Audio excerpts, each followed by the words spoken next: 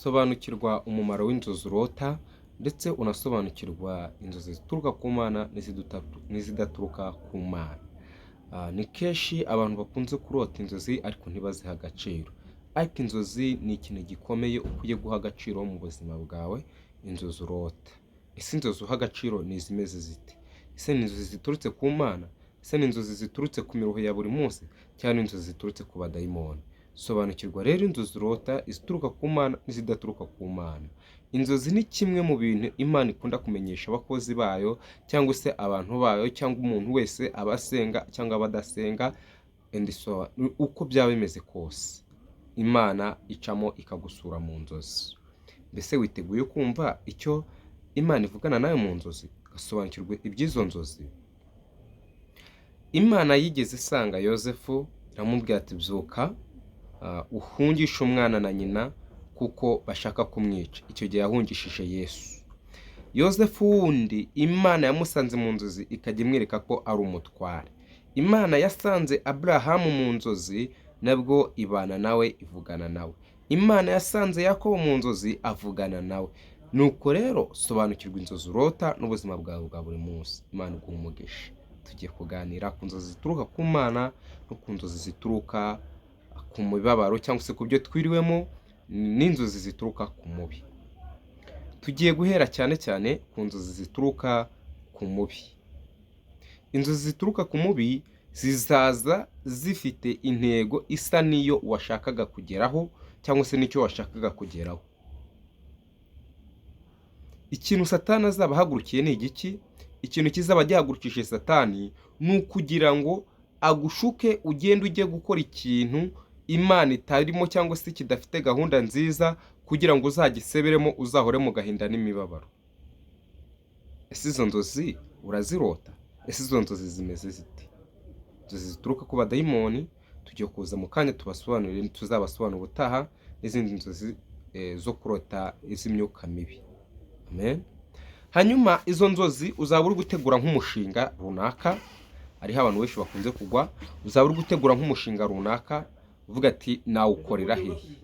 Hanyuma y'ibyo ngibyo rero uwo mushinga numara kumera gutyo hazaza uzaryama uroti. Numara kurota uzarota inzozi ziri kukubwira ngo erekera hano, jya muri iki gice, zinaguhatira zikwerekeza kujya muri icyo gice. Kuko Satani arashaka kukugerayo, yarangiza kugerayo akagutsinda. Nimba ugiye mu bucuruzi ukahahombera, nimba ari mu rugo ugiye gushaka urugo ugashaka urugo rutari rwiza, kubera ko Satani arashaka kukomeza mu miruho. Umwanzi arashaka kuguma mu miruho akabiguhatira. Satani akunda gukoresha strategy ijya kumera nk'iy'Imana ariko ntago bihura. Hari itandukaniro ryo kumenya inzozi zituruka ku z'Imana no ku nzozi zituruka ku mubi. Mbese Satani yaba yarakweretse amahitamo mabi ukagira ngo ni Imana yakweretse? Sobanukirwa muri uyu mwanya. Sobanukirwa iby'izo nzozi. Hanyuma Satani ahora agupushinga cyane, agutegeka ko gukora icyo ngicyo nta kindi kiza cyacyo. Arabigutegeka. Sobanukirwa rero aho bitandukanye n'inzozi z'Imana. Inzozi z'Imana ntago zo ziza inshuro imwe. Ziza inshuro nyinshi kandi ziza mu ijwi rituje. Ariko inzozi za Satani ziza zifite igikabyo ziguhatira gukora icyo kintu ku mbaraga. Zikubwira ati nuriya, zikaguhatira nuriya, zikakwereka ibintu bidahari, zikakwereka uburyo ngo ari wo muzabana, zikakwereka and so on, gukomeza. Sibyo? Ariko inzozi z'Imana ziza mu buryo butuje, zikagusobanura umuntu runaka, zikamukwereka, ndetse inzozi z'Imana zishobora no kukwereka ingeso na kamere y'uwo muntu muri bimwe bimugize, kandi wabigenzura neza ugasanga nibyo. Inzozi z'Imana zija mu ijwi rituje, zikubwira ngo wabishobora kunyuramo hariya, gerageza, genda, komeza, nzabana nawe.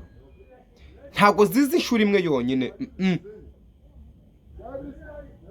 Zirongera zigatangira bundi bushyashya, zikongera zikaza ziciye mu yindi nzira. Ntago ziza mu buryo bumwe, ariko Satani afite strategy imwe yonyine cyo kugucamo mu nzozi mu gihe utasenze cyangwa utari mu bihe byo gusabana n'Imana. Amen. Akakwemeza uburyo uzabikora bizaguhira, akomeza uburyo wagira umuntu nabi bikaguhira, akakwereka uburyo umuntu yaguhemukiye, ndetse agafata na ba bantu wumvaga ko mwari inshuti, akakwereka uburyo ari abanzi bawe kandi ni inshuti zawe nta kibazo munafitanye, akakwereka uburyo aribo barimo barakurwanya ariko yari umwanzi wawe. Ikintu umwuka wera akora ni iki? Arakubwira ngo irinde uyu muntu, akamukwereka, akagenda ashyira hagati yawe nawe itandukaniro ryawe, ndetse azanamo n'impamvu wa muntu akijyana atari uwo umujyanye, kubera ko Bibiliya iravuga ngo uwo wanga mu buzima busanzwe, uwo muntu wanga ntabwo uzatera imbere kumurusha, ntabwo uzatera imbere kumurusha, ndetse n'umuntu wanga ntabwo uzapfa mbere yiwe kubera ko umwanga. Bibiliya iravuga ngo dukunde iki? Abanzi bacu. Mbese witeguye gukunda umwanzi wawe? Ariko nawe umuntu ukwanga, umurozi ukwanga, niyo mpamvu atajya abasha kugera ku ntsinzi zo kuguhitana. Niyo mpamvu n'umunsi n'umwe ahora ategura ibitero byinshi ariko ntibigire ikintu bigutwara. Ndagira ngo nkubwire ngo umuntu ukwanga nta kintu azagutwara kuko hari Imana ikureberera. Ariko nawe uwo wanga nta kintu uzamutwara, ntabwo uzabishobora. Kristo azamurwanirira kubera yuko ushaka kumugirira nabi. Bibiliya ivuze ngo iki? Mukunda abanzi banyu, mukunda buri umwe wese, maze Imana izareba ukuntu bigenza. Hanyuma inzozi z'Imana rero ziza mu buryo bubiri, zikongera zikagaruka inshuro ya gatatu. Nimba zigutegeka kujya gukorera ahantu runaka, nimba zigutegeka kubana n'umuntu runaka ari Imana yaguhitiyemo, ziraza mu ishusho ya mbere, zimuzane zimukwereke. Ubutazongere zimuzane muhurire mu kazi runaka, zongere zimuzane muhurire mu mushinga runaka. Usanga ibyo bintu biri kujya bihura, zisobanuye ibintu bimwe, zishobora kuza mu buryo butatu butandukanye ariko bisobanuye ikintu kimwe. Ukamubona mu bantu bo mu miryango ya ba bugufi, ukajya umubona ari muri bene wanyu, ukajya umubona mu buryo bugiye butandukanye. Imana umugisha. Ariko inzozi z'umuruho ni bya bintu uba wiri utekereza ku manywa, ni bya bintu uba waciyemo ufite umushinga, ukumva wabuze amafaranga ariko ukarota wiboneye amafaranga. Ukarota ufite ideni ariko ukarota mbega umva ufite ideni, ukarota bagiye kugutereza cyamunara, kubera ko nyine nibyo wiri utekereza.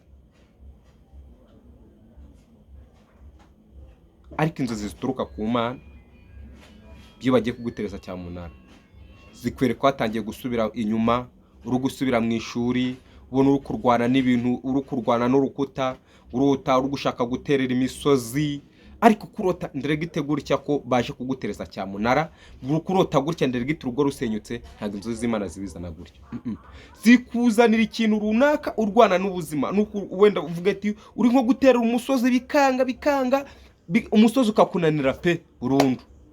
Cyo ikimenyetso kigaragaza ko hari ikintu kigutsinze. Ariko inzozi za Satani zikavuga ati baraguteresha cyamunara, iyahure, kora ibi bidakwiye, cira inzira, shakira hanga. Inzozi za Satani zigushakira inzira. Kugira ngo dusenge maze urushaho gusobanukirwa inzozi, tuzakomeza tubasobanura ku nzozi tunyuramo za buri munsi, guterera imisozi, kurwana n'ibindi byose bigiye bitandukanye. Nawe uzajya urota, cyo dusobanuza tugusobanura mu izina rya Yesu. Mana nziza, Mana igira neza, Mana ishobora byose, turagushimye kandi turaguhimbaje kubw'uyu mwanya. Tumenye uburyo bwo gusobanukirwa ibyiza by'inzozi ndetse n'inzozi turota, n'izituruka ku Mana n'izidaturuka ku Mana. Urushaho kudusobanurira maze Mwuka wera arushaho kutuganzira no kudutegekera, adushyigikire mu buryo bwacu bwa buri munsi, maze adutsindire karande. Ni mu izina rya Yesu, amen. Imana ibahe umugisha. Kristo arabaho.